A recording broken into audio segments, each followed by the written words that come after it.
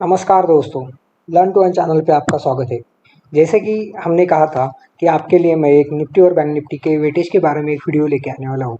तो आज मैंने दोपहर एक वो वीडियो पब्लिश कर दिया है, तो आप वो लर्न टू अर्न चैनल पे जाके देख सकते हैं। लाइक शेयर और सब्सक्राइब करना मत भूलिए।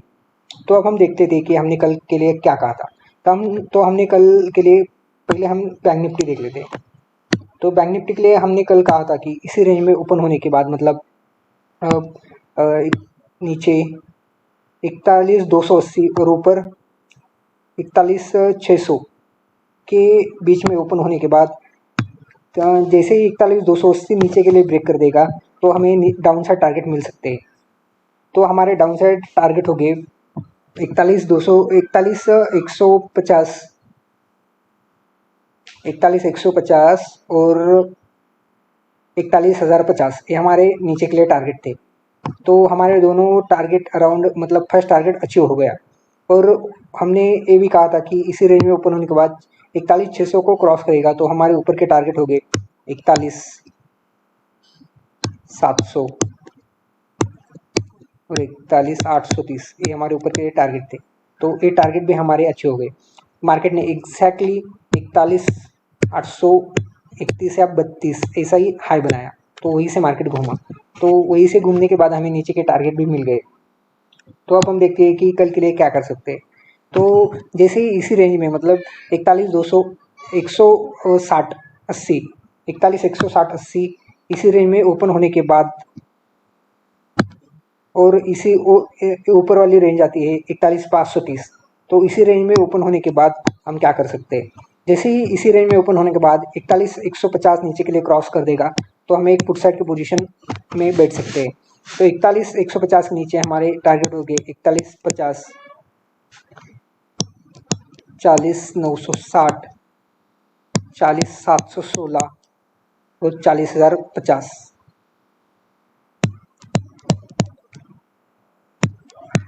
ये नीचे के लिए हमें टारगेट हो गए। तो अब हम देखते हैं कि ऊपर के लिए टारगेट क्या हो सकते हैं। तो आप ये टारगेट नोट डाउन करके रखिए। तो इसी रेंज में ओपन होने के बाद जैसे ही 41,530, ये आप लेवल याद रखिए 41,530। तो 41,530 के ऊपर जाएगा तो हमारे अपसाइड के लिए टारगेट हो गए 41,700, 41,600, 41,700, 41,830 और लास्ट टारगेट होगा 42,080। ये मेरा आखिरी टारगेट होगा। तो अब हम देख लेते हैं कि गैप अप या गैप डाउन के बारे में क्या हो सकता है। तो हम देख लेते हैं कि मार्केट गैप अप ओपन होने के बाद क्या हो सकता है। जैसे कि 41,200 के पास गैप डाउन मतलब 41,200 के पास क्लोज होने के बाद जैसे 41,500 के आसपास ओपन होगा तो वहाँ हम एक पुट की सोच सकते हैं। जैसे ही वहाँ कोई निगेटिव कैंडल बनती है, न्यूट्रल कैंडल या 15-20 मिनट का कंसोलिडेशन होता है और उसी रेंज का लो ब्रेक होता है तो हमें एक नीचे की टारगेट मिल सकते हैं। तो हमारे नीचे के लिए टारगेट हो गए 41,180,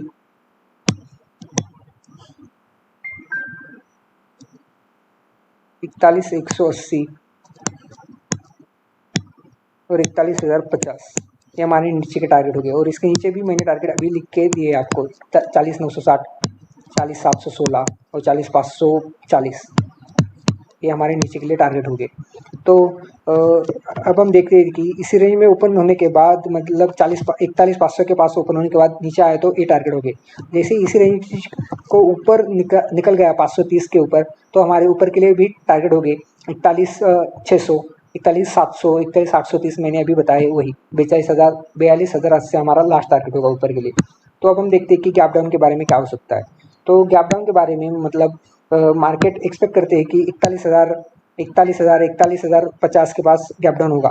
तो वहाँ भी हम थोड़ी देर देखना चाहिए हमें, वहाँ भी हमें कोई पॉजिटिव कैंडल मिलती है या कोई कंसोलिडेशन मिलता है तो उसी रेंज का हाई और लो ब्रेक होने के बाद हम ट्रेड ले सकते हैं। लो ब्रेक होने के बाद पुट ले सकते हैं और हाई ब्रेक होने के बाद कॉल ले सकते हैं। तो जैसे ही लो ब्रेक होने के बाद पुट ले सकते हैं तो हमारे नीचे के लिए टारगेट मैंने अभी आपको डाउन साइड के टारगेट बता दिए 40,960, 40,700, 40,716 और 40,540, ये हमारे नीचे के लिए टारगेट हो गए। तो अब हम देख लेते हैं कि बैंक निफ्टी के बारे में क्या हो सकता है। सॉरी निफ्टी के बारे में क्या हो सकता है। इससे पहले हम देख लेते हैं कि 15 मिनट के चार्ट पे हमें ये चैनल देख सकते हैं। इसी चैनल को मार्केट ने नीचे आते वक्त रेजिस्टेंस लिया और अभी ऊपर जाने के लिए भी यही रेजिस्टेंस ले रहा है।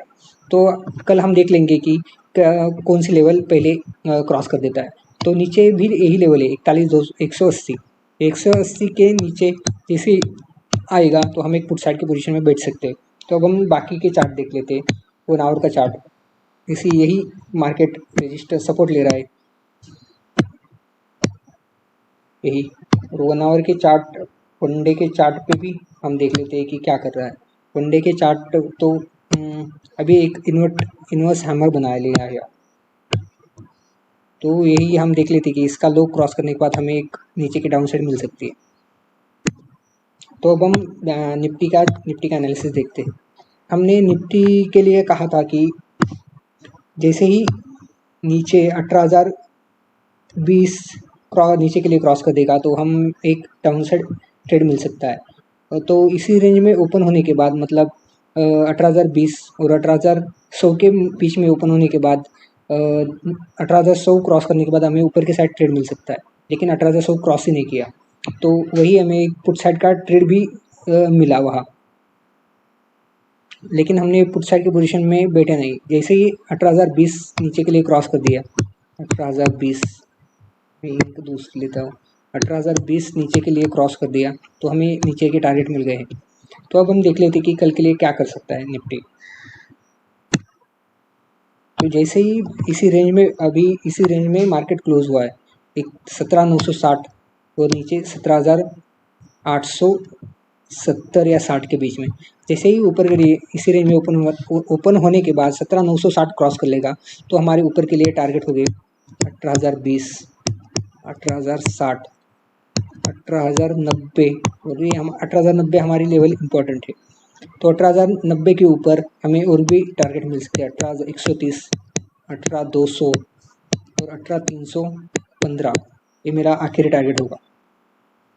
तो अब हम देख लेते हैं कि नीचे के लिए कौन से टारगेट मिल सकते हैं। तो जैसे ही 17,860 के नीचे हम निकलेंगे तो हमें नीचे का टारगेट मिल सकता है ये वाला 17,780 का।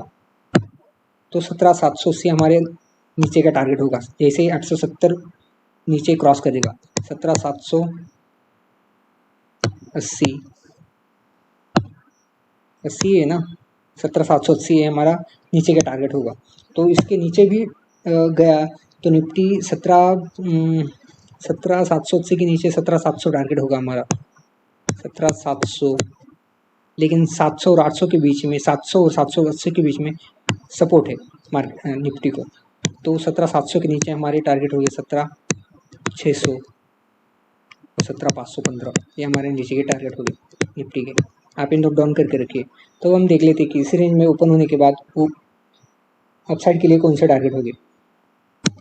तो जैसे ही 17,960 को क्रॉस कर लेगा तो 18,020, 18,000 जो मैंने अभी बताया वही टारगेट हो गए। तो हम देख लेते हैं कि गैप अप या गैप डाउन के बारे में क्या हो सकता है। तो जैसे ही 17,960 के आसपास ओपन हो जाएगा तो वहाँ हम देख लेंगे थोड़ी देर कि मार्केट कैसा रिएक्ट करता है। तो अभी 18,000 को एक रेजिस्टेंस बन गया है।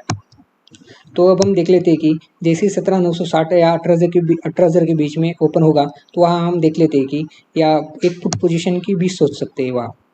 और जैसे ही 18,000 के आसपास कोई नेगेटिव कैंडल बनती है, कोई इन्वर्टेड हैमर, न्यूट्रल या कोई कंसोलिडेशन बनता है और जैसे ही उसका लो ब्रेक होता है तो हम एक पुट साइड की पोजीशन में भेज सकते हैं।